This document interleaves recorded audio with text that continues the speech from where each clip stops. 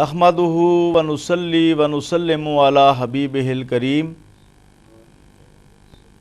وعلی آلہ الطیبین الطاہرین وعلی اصحابہ الہادین المہدیین اما بعد قال رسول اللہ صلی اللہ علیہ وسلم لا یؤمن احدکم حتی اکون احب الیہ من والدہ وولدہ والناس اجمعین۔ محترم ناظرین، صحیح بخاری کے کتاب الایمان سے حدیث نبوی میں نے پڑھی، جس میں حضور نبی کریم صلی اللہ علیہ وسلم نے ارشاد فرمایا،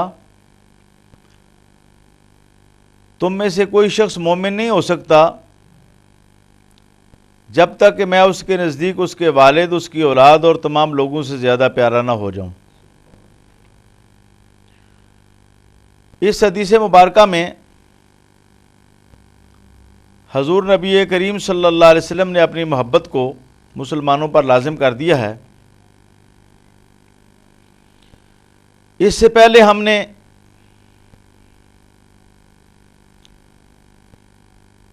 اس حدیث نبوی کے تحت یہ بیان کیا تھا کہ اللہ تعالیٰ نے حضور نبی کریم کی محبت کو مسلمانوں پر فرض کر دیا ہے، اور اس کے لیے اللہ تعالیٰ نے مسلمانوں پر یہ احسان کیا کہ حضور نبی کریم صلی اللہ علیہ وسلم میں محبت کے تمام اسباب علی وجہ الکمال پیدا کیے۔ جہاں حضور نبی کریم صلی اللہ علیہ وسلم میں اللہ تعالیٰ نے تمام اسباب محبت پیدا کیے، وہاں یہ بھی اللہ تعالیٰ نے کرم کیا کہ حضور نبی کریم میں کوئی اللہ تعالیٰ نے عیب نہیں پیدا کیا، نہ کوئی جسمانی عیب پیدا کیا، نہ کوئی اخلاقی عیب پیدا کیا۔ حضور نبی کریم صلی اللہ علیہ وسلم کو اللہ تعالیٰ نے ہر قسم کے عیوب سے پاک رکھا۔ صحابی رسول حضرت حسان حضور نبی کریم کے بارے میں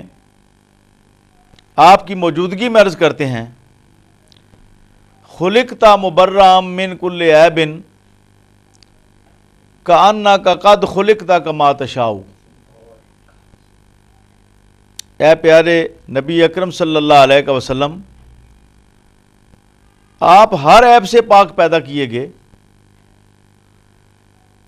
اور اس طرح لگتا ہے گویا کہ آپ کو آپ کی مرضی کے مطابق پیدا کیا گیا۔ حضور نبی کریم صلی اللہ علیہ وسلم کو جسمانی عیوب سے اللہ تعالیٰ نے اس طرح پاک پیدا کیا کہ آپ کے جسم مبارک کے اندر کوئی بدبو، کوئی سمیل نہیں پیدا کی۔ کبھی کسی نے حضور نبی کریم کے کپڑوں میں کوئی بدبو، کوئی سمیل محسوس نہیں کی، بلکہ کتب سیر کے اندر روایتیں موجود ہیں کہ حضور نبی کریم کے جتنے بھی آباء و اجداد ہوئے ہیں، حضرت آدم علیہ السلام سے لے کر حضرت عبداللہ رضی اللہ تعالیٰ عنہ تک، اور جتنی بھی آپ کی مائیں ہوئی ہیں حضرت حوا سے لے کر حضرت آمنہ تک، تمام کے جسم خوشبودار تھے۔ آپ صلی اللہ علیہ وسلم کی محبت کو اللہ تعالیٰ نے فرض کر دیا تو کوئی چیز ایسی پیدا ہی نہیں ہونے دی جس کی وجہ سے حضور نبی کریم صلی اللہ علیہ وسلم کی محبت میں کوئی کمی آئے۔ آپ کا پسینہ بھی خوشبودار، آپ کا تھوک مبارک بھی خوشبودار،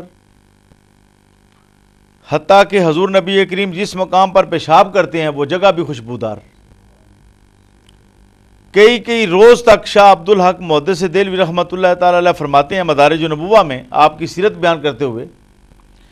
کہ جس مقام پر حضور پیشاب کرتے تھے کئی روز تک وہاں سے خوشبو برآمد ہوتی تھی، اور اس جگہ پر اگنے والی گھاس بھی خوشبودار ہوتی تھی۔ پیشاب کے مقام پر اگنے والے پودے بھی خوشبودار ہوتے تھے۔ حضرت انس رضی اللہ تعالیٰ عنہ جنہوں نے 10 سال حضور نبی کریم کی خدمت کی، فرماتے ہیں ما شممت مسکن ولا عنبرۃ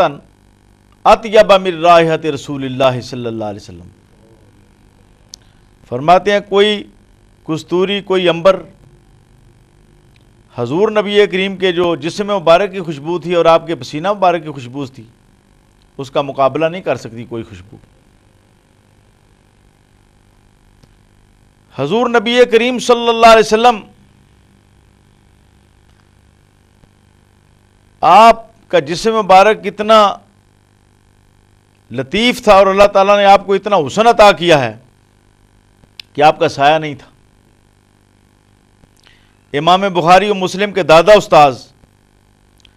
محدث عبد الرزاق نے اپنے مصنف میں یہ روایت نقل فرمائی ہے، صحیح الاسناد روایت ہے۔ صحابی رسول حضرت عبداللہ بن عباس رضی اللہ تعالیٰ عنہ فرماتے ہیں لم یکن لرسول اللہ صلی اللہ علیہ وسلم ظل، حضور نبی کریم صلی اللہ علیہ وسلم کا سایہ نہیں تھا۔ ولم یکن مع الشمس الا غلب ضوءہ ضوء الشمس ولم یکن مع السراج الا غلب ضوء السراج۔ حضور نبی کریم صلی اللہ علیہ وسلم اگر دھوپ میں کھڑے ہوتے تو آپ کے جسم مبارک کی روشنی سورج کی روشنی پر غالب آ جاتی اور سورج میں آپ کا سایہ دکھائی نہ دیا جاتا، اور جب حضور نبی کریم سراج کی روشنی میں، دیے کی روشنی میں، چراغ کی روشنی میں کھڑے ہوتے تو آپ کی روشنی چراغ کی روشنی پر غالب آ جاتی اور آپ کا سایہ نظر نہ آتا۔ حضور نبی کریم صلی اللہ علیہ وسلم 63 برس کی عمر میں آپ کا وصال ہوا۔ 63 سال کی عمر جو ہے یہ بڑھاپے کا زمانہ ہوتا ہے۔ اس عمر میں چہرے کا جو حسن ہے، جو جمال ہے، اس میں کمی آ جاتی ہے، رنگ میں پھیکا پن پیدا ہو جاتا ہے، چہرے پر جھریاں پیدا ہو جاتی ہیں، شکنیں پیدا ہو جاتی ہیں۔ لیکن حضور نبی کریم صلی اللہ علیہ وسلم کا چہرہ مبارک آخر دم تک اسی طرح رہا جیسے کہ جوانی میں تھا، وہی چمک دمک اور وہی تازگی، کوئی چہرے پر جھری پیدا نہیں ہوئی۔ اس لیے کہ اگر حضور نبی کریم کے حسن میں کمی آتی